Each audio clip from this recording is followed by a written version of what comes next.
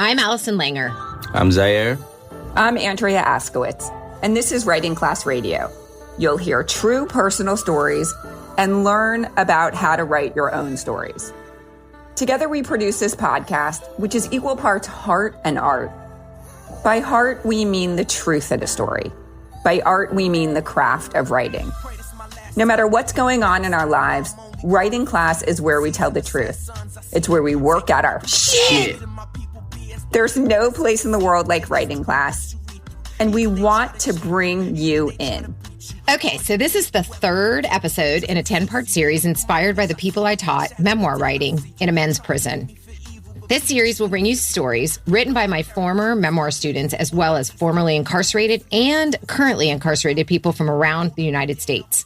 Their experience and voices, like those of many incarcerated people, are often marginalized and unheard. To help us get this right, Zaire will be contributing his feedback and commentary throughout the series as co-host along with Andrea and me. Zaire is a poet, musician, and teaching artist who teaches writing and poetry in school and juvenile detention facilities. Zaire, thank you so much for being here. Thank you for having me. I want to say something before we continue. We want to be respectful of those who have been personally affected by violence. So we don't mean to sensationalize crime or sensationalize someone who breaks the law. What we're trying to do is share stories because we believe that stories lead to understanding. And if there's something we need more of these days, it's understanding. On episode 115, which was the first episode in this series, we went into detail about our motivation and our hope for airing these stories. I told my story of meeting Too Tall and some of the other men you'll hear from in this series. Please listen to that episode if you haven't already. On today's episode, we're sharing a story by Roderick Richardson. Rod took care of 6 brothers and sisters when his mom was incarcerated, and at 12 started selling drugs to keep food on the table. His story's not unique, unfortunately. Rod is serving a life sentence for robbery. Also today, we have a special guest, Karen Gedney. Dr. Gedney was a prison doctor for 30 years. She ran the only regional prison medical facility in the state of Nevada. We asked Karen to give us an up-close and very personal opinion of the prison doctor experience. We will get to that interview later in the show. After the break, Rod will read his essay called Tree. We're back. This is Andrea Askowitz, and you're listening to Writing Class Radio. Here's Rod Richardson reading his story, Tree.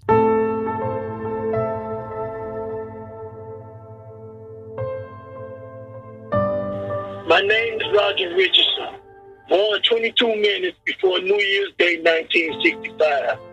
My mom wanted a New Year's baby, but I guess I was anxious to come into a world. If only I had known that I have only 11 good years. The first 11 years of my life was filled with love and the ability to dream. My mom and dad divorced when I was 12 years old, and I went from living in a secure family environment to being the man of the house. Being the oldest of 6, I felt it was my duty to help my mom take care of the family. With poverty insistently riding my backs, I got tired of watching my mom get evicted, then cry. She ended up in jail for writing bad checks, mostly for clothes, rent, and food. I'm in prison now.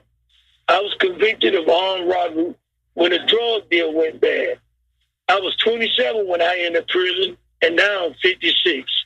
For 29 years, 7 months, and 23 days, I've been incarcerated. Today is August 13, 2021.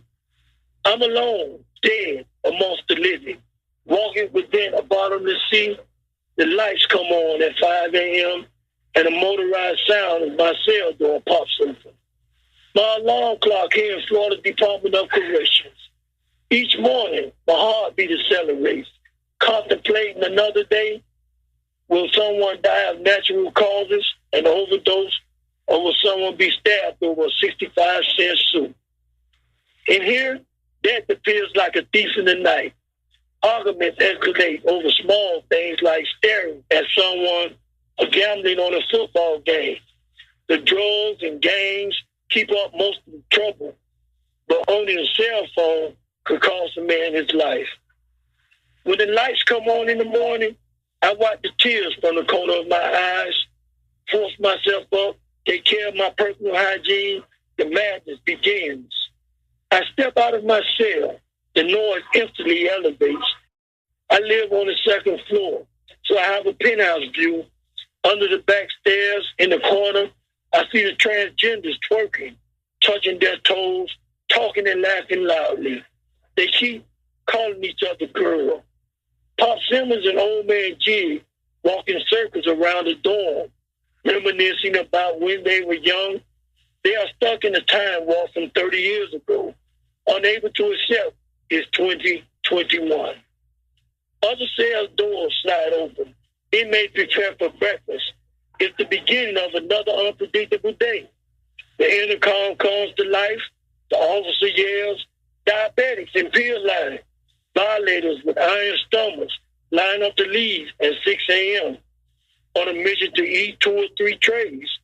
Some just to have something to brag about this early in the morning. I'm not sure why they are in a hurry. Breakfast is always cold. The grits stick together like yellow glue. The sausage is so cold and rubbery, you can bounce it and still hit a 3-pointer in the garbage can. This is a guarantee.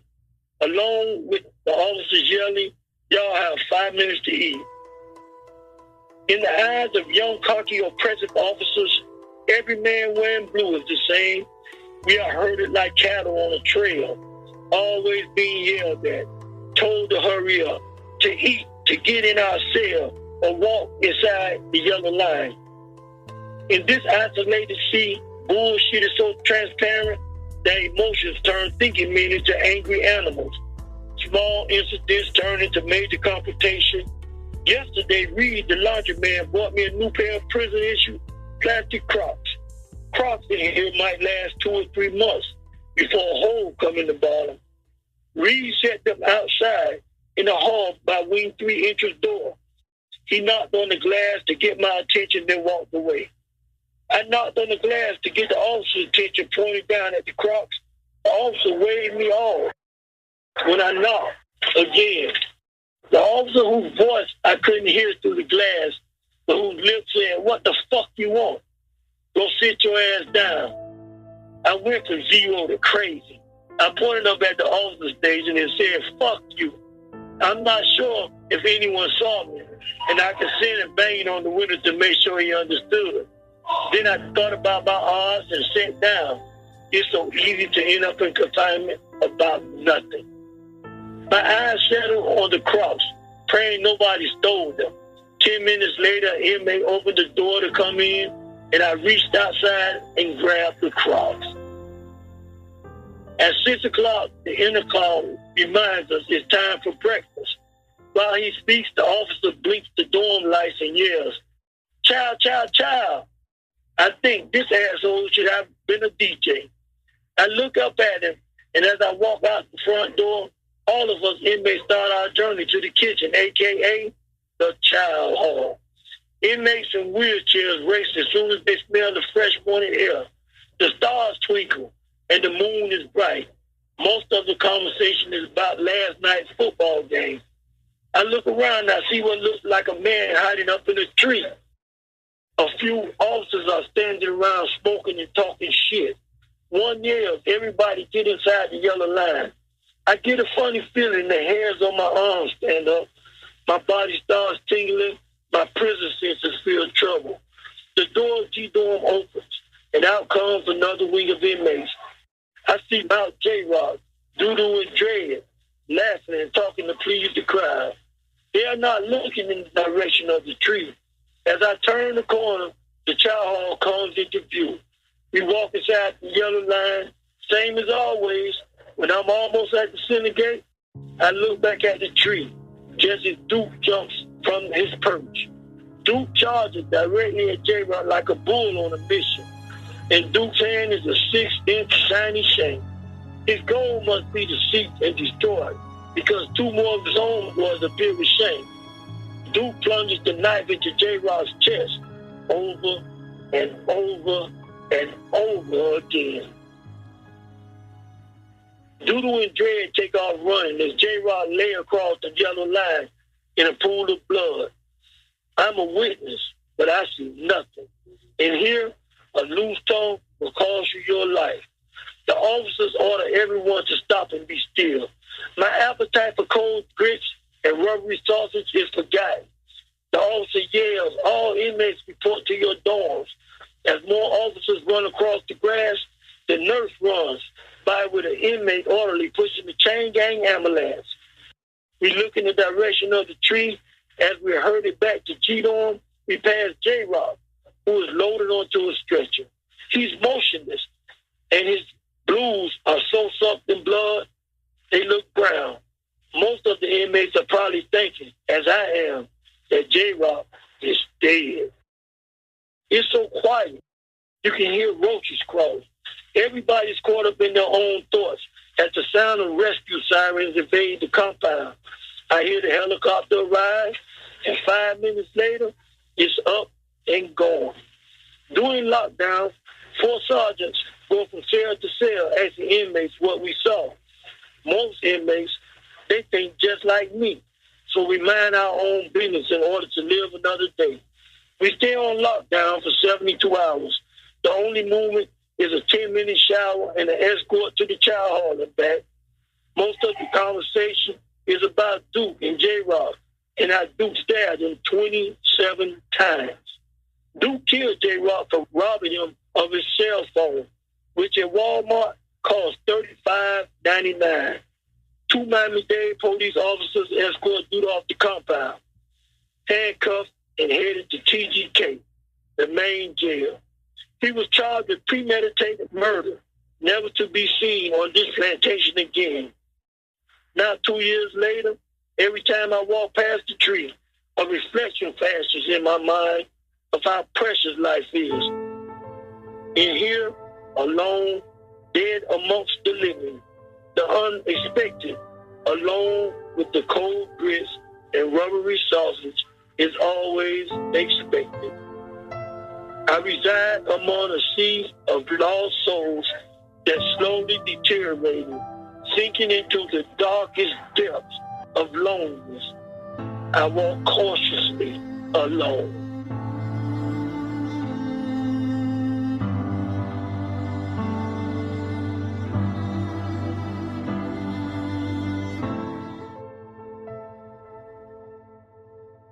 That is so sad, this story. This is just heartbreaking.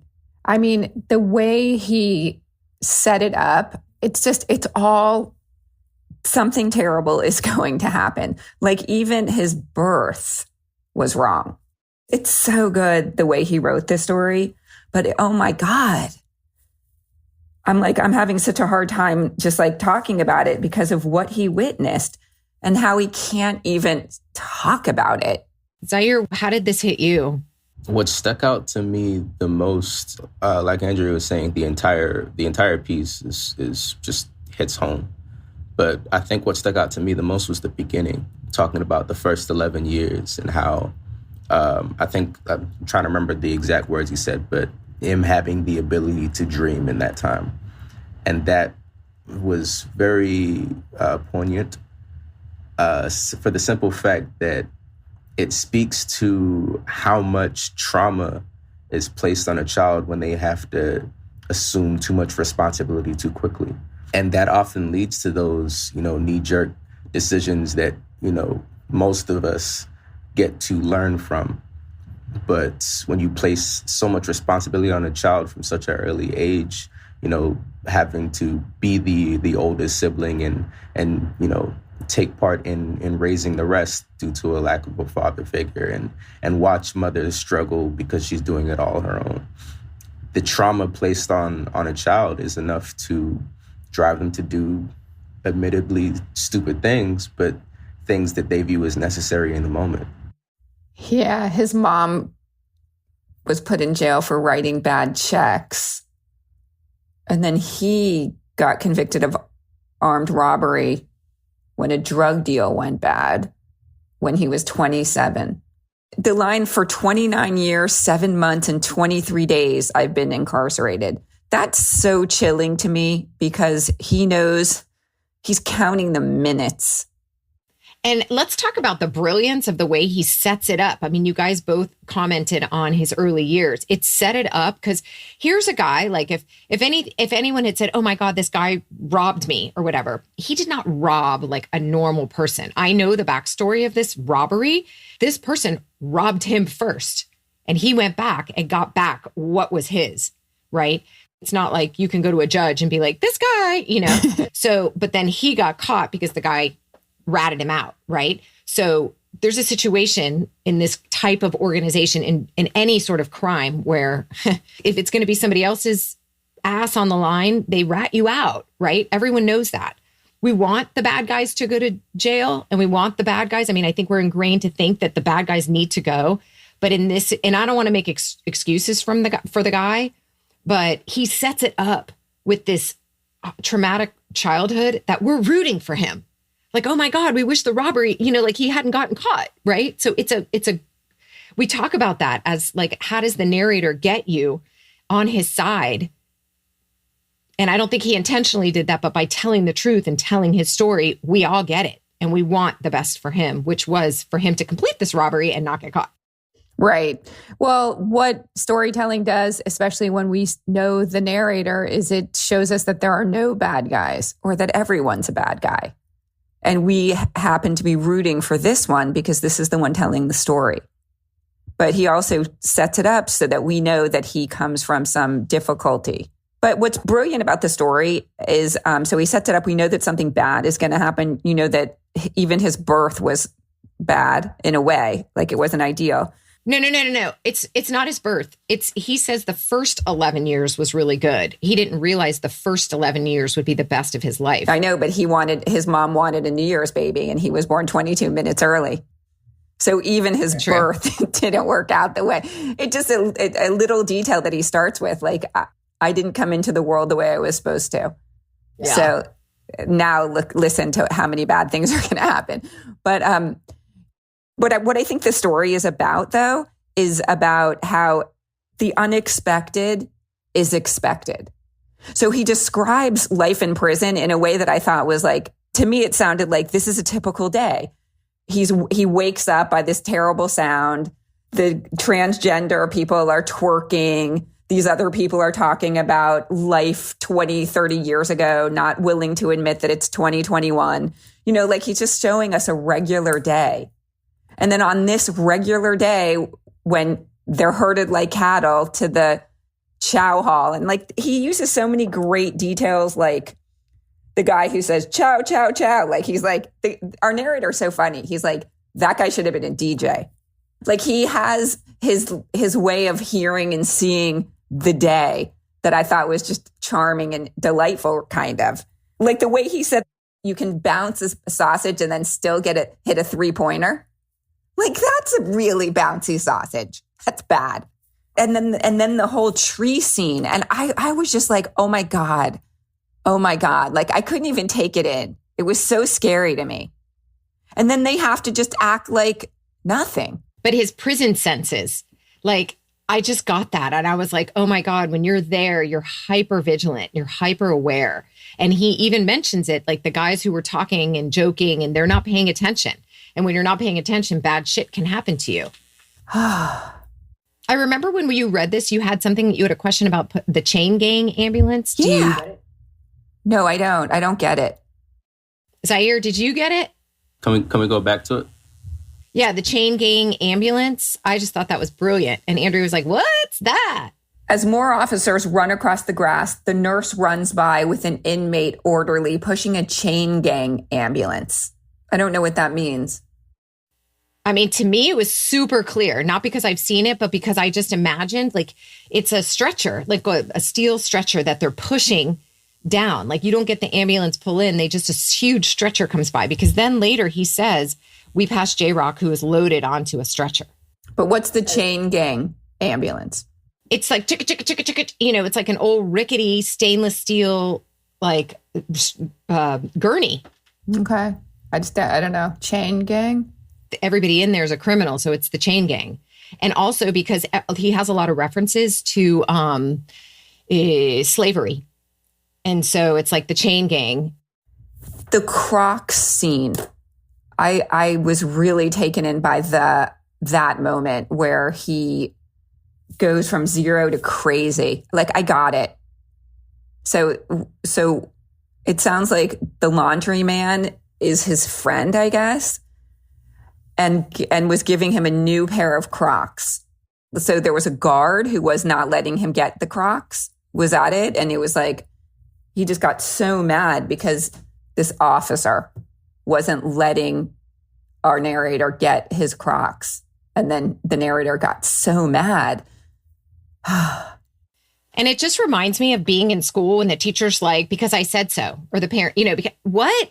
Like, we can't have a discussion here. Like, let's be realistic. Let's have a conversation. And there's none of that. It's just such a hierarchy. I say, you do. It doesn't matter. And these poor guys they just get humiliated. They don't get listened to. Yeah, just let's be civil to each other. No civility there at all. Like, imagine, and you've got this young asshole, probably like a 20-something-year-old guy, because that's what's happening now with officers. They're hiring them younger and younger because they can't get like somebody who's mature and normal. So you've got like all these young kids in there telling these older guys like what to do. I mean, how bad can that feel? I feel bad. No one will talk to you. No one will treat you as a person. And I feel for him when that whole scene, I'm just like, oh my God, he can't even speak up, or he's going to confinement. Well, that's interesting because that you're now saying that the guards are kids and those guards don't have mature brains. So it's a whole... You're put into this very powerful position. And it's like it's a power dynamic that it's humiliating. I've seen it. And then also speaking to the Croc situation, and also really just this in the entire piece as a whole, I wrote down small spaces, high stakes.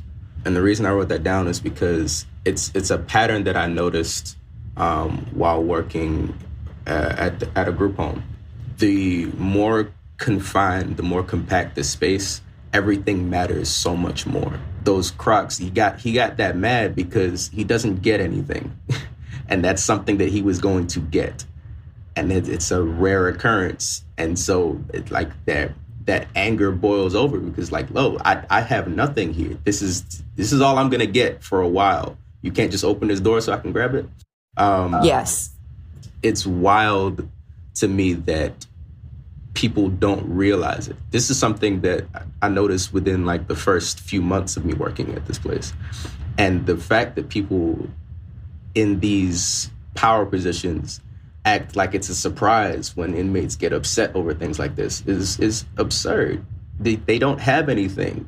You're taking away just something else that they were planning to get.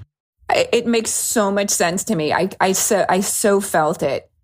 I mean, Allison, you and I had a conversation about how annoyed you were that I didn't return your charger.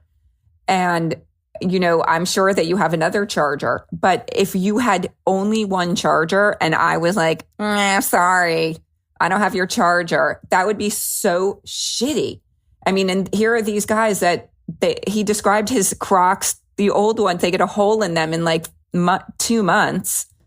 They're wearing them every day, every second. It's all they have. I know. I would have gone from zero to crazy too. I am feeling crazy for him.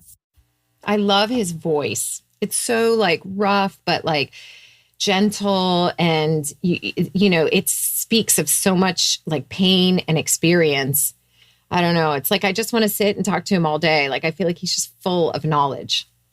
And in the story, he set us up. Like he said, will someone be stabbed for a 65-cent soup? Owning a cell phone can cost a life. Like that, he planted the idea that violence, murder in prison happens unexpectedly, but it's expected. So when it did happen, it wasn't that surprising. Yeah, because like even in those spaces, the reason why the unexpected not the reason why, but speaking to the fact that the unexpected is expected is because, someone got stabbed. That's not something that happens every day, but everybody knew what to do. It happens a lot. I mean, I email these guys, JPay on the prison email system. And I'm like, how's your day? And I'll get these things. Not a great day. A lot of shit happened in here. This guy got stabbed. This guy dropped. Yeah. And the guards are like, we'll get to it. They can't be bothered. It's something that's now so normal that nobody seems to value life except the guys in there. They value their own life. They don't want to die, but no one else seems to value their life. The guards definitely don't. Nope. And he actually talked about that, or he used language like that, like dead alive. Oh yeah, I'm in here alone, dead among the living. The unexpected, along with the cold grits and rubbery sausage, is always expected. Ooh, that's how it should have ended. That's the second to last line. That really hit me. I thought there were two endings. I mean, it could have ended either place. It could have ended with the unexpected. Yeah, it's always expected. There's just one more line that's the one about residing among a sea of lost souls. I love that. I mean, along with the cold and rubbery sausage is always expected. That would have been a great ending. But I do love the I walk cautiously and alone line. I love how much it speaks, because in the entirety of the piece, he's always around people. In the beginning, he was around his siblings and his mother, and later on, he's in the system, so he's around all these inmates. But he's alone, and that's how it feels, and that's how it is. Like you were saying, Allison, he cares about his life. There's other people there, but he cares about his life, because really, in situations like that, the only person that's for you is you. That's what the poet on our team says. Right? That last very poetic line about being alone among people. Good. Thank you, Rod, for sharing your story. After hearing the inmates' view of the violence in prison, we were curious to know what it feels like to work as a prison doctor. So we spoke to Karen Gedney, who spent 30 years doing just that. Hi, Karen. Thanks for coming on the show. Thanks for having me, Allison. How in the world did you end up being a prison doctor? Well, in essence, I grew up in a poor family. I did everything on scholarships, and one of the scholarships was funded by the federal government. They paid for my medical school, and I owed them 4 years to work in a place no one else would work. Now, I didn't think about where they were going to send me, but I ended up in a male prison system in the state of Nevada. I ended up to do a 4-year stint and then turned it into a calling that lasted 30 years. And did you run into some barriers? I mean, do you feel like you were able to give the best care you could? There were barriers because the prison system is oriented to punish and shame, and I was oriented to understand and heal. So I think you can imagine what it would be like for a prison system that never really had a doctor, and then the federal government dumps you in there, and I'm a tall blonde. And on top of it, I was married to an African-American male. And the prison was next to a city that did not have, let's say, one person that looked like my husband in the entire city. That's the Carson City, Nevada, back in 1980s. And so I ended up in the prison being looked at as a liability. They looked at me as the slur was inmate lover. And they also investigated me because they said I gave preferential treatment to Black inmates. I must say, in the prison, the poetry and the writing classes were phenomenal in my prison system because we had the poet laureate for the state, Sean Griffin, teaching writing in my prison. Question that we wanted to know is, why did you leave? Well, after 30 years, I had seen, let's say, the pendulum of the prison swing back and forth between the light and the dark and the light and the dark. And it's had gone back to the dark side again. And a lot of things happened which created more and more limitations. And after 30 years of fighting And considering I was in my 60s now, and if you're a state employee, you're basically working literally for free. And I thought, maybe it's a time for a pivot where maybe I can help the inmates more on the outside. It's sort of like you hit your head against a wall for too often, and then you think, well, maybe I should pivot and go around the wall and attack it from a different side. Anyone who has been or worked in the prison system is sitting there with their jaw open that you lasted 30 years. I mean, it is a brutal place. Even it doesn't matter which side you're on. If you at all advocate for the prisoners, you're toast. Like, they want to make your life miserable. Well, every prison is different. And many prisons, like our prison, unfortunately charged inmates to be seen by a doctor, $8 copay. Now, the thing is, once we put them on a chronic clinic, like an asthmatic is a chronic patient, then anything related to their asthma was not charged again. Because I really fought the prison administration that wanted to recoup money losses. But I fought them and said, if you don't at least have the chronic patients get really access to medical care and medicines that they need, it is ultimately going to cost you so much more money because there'll be emergencies. And that's why we had chronic clinics. But every prison's different. And also, if you have inhalers, they're different types. Some are rescue inhalers, and some are inhalers that prevent you from getting the attack in the first place. So guys can run out of a rescue inhaler. And then if they panic, you can see how that can go downhill fast. What would you say to the naysayers out there? Because I'm sure people who are listening are thinking, why do we care about saving the guys that have done these bad things? Well, my view is, especially in the health field, if you take care of anyone, my first move is to help that person. And we never in emergency rooms and real hospitals say, wait a second, are you one of the white bankers that screwed an entire city out of retirement funds? I don't think we should fix your heart. We don't do that. You don't do that? Right. And I look at it holistically. You prevent people from ending up in the criminal justice system. If they do, you heal them on the inside as much as you can. And then when they leave, you support them as much as possible so they become an asset to society. Thank you for doing that for 30 years, for just caring for people for 30 years. Yeah, it just seemed, I call it serendipity. Other people will call it, maybe something more spiritual. But if someone had said, you're training all these years to be a doctor and we're just going to put you in a prison, I'd be like, wait a second.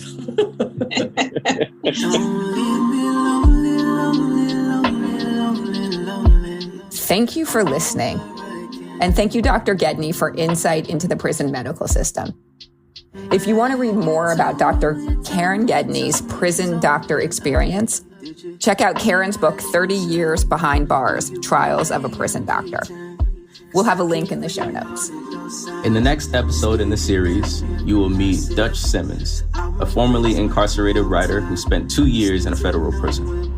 Writing Class Radio is produced by Allison Langer, Zaire, me, Andrea Askowitz, and Matt Kundle and Evan Serminski at the Sound Off Media Company. Music by Marnino Toussaint and Zaire. There's more Writing Class on our website, writingclassradio.com, including video classes, essays to study, and editing resources. If you love the lessons you get on each episode, you can get them all in one place on our 3-part video series for just $50. Click video classes on our website. If you want to be part of the movement that helps people better understand each other through storytelling, follow us on Patreon. For $10 a month, I will answer all your publishing questions. For $25 a month, you can join Allison's First Draft weekly writers group. You will write to a prompt and share your work. That meets every Tuesday from noon to 1 Eastern, and it's awesome. go to patreon.com/writingclassradio. A new episode will drop every other Wednesday. So listen for us. There's no better way to understand ourselves and each other than by writing and sharing our stories. Everyone has a story. What's yours? Produced and distributed by the Sound Off Media Company.